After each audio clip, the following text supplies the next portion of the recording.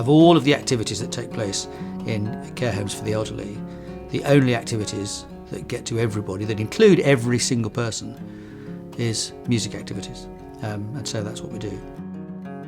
The charity was started in 1948, and we provide live music for people in healthcare, and that means venues from special needs schools for children, through hospitals, hospices, care homes, to very specialist dementia units and stroke units on the other hand. Last year we did a little over 2,700 concerts across everywhere except Scotland, and over that period we reached out to more than 57,000 people.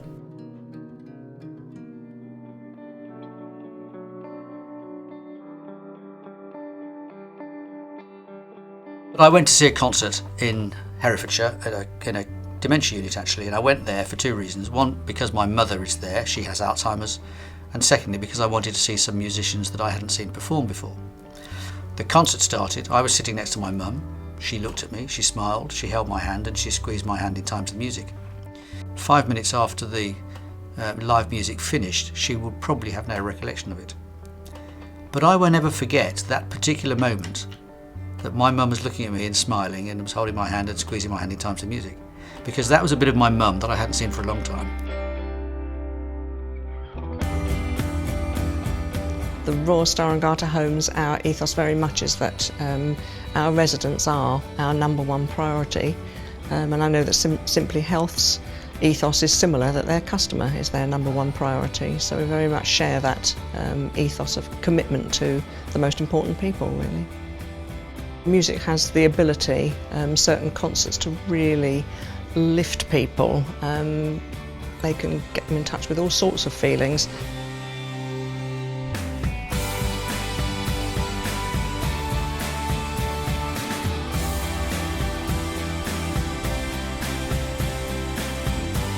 The benefit is for relatives who have come in to see residents and spend time with them. We have volunteers who come in to assist with activities, and it's really nice for them to sit alongside residents, holding their hands, having a little dance, things like that. And if you're standing next to somebody and you can hold their hand and have a little sing-song, that sort of feeling, that little bond that you've got with somebody, just for a few seconds almost, will carry on. Well, people remember how they feel. And I think that's important, isn't it? It's not about remembering words or anything like that, it's feelings.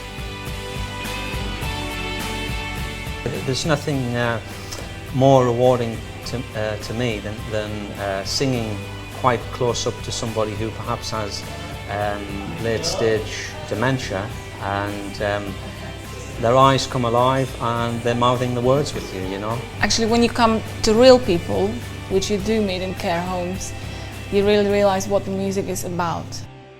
It's not about competition, it's not about playing for famous, for the rich, it's to make people happy, really. And I actually feel very, very privileged, lucky and fulfilled that I'm doing this job. I think it can't be better, you know. You do what you love for a living and you're improving the life of others. Great.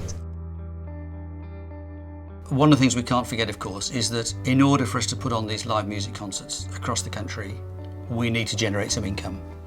And that income comes from the generosity of others. We get nothing from the government, no statutory funding at all.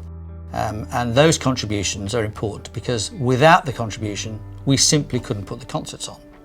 And so there's a direct link now between the support we get, that allows us to put on concerts, that allows then people to engage with their loved ones in a care home setting or a hospital or a special needs schools, and they're getting the benefit from this music.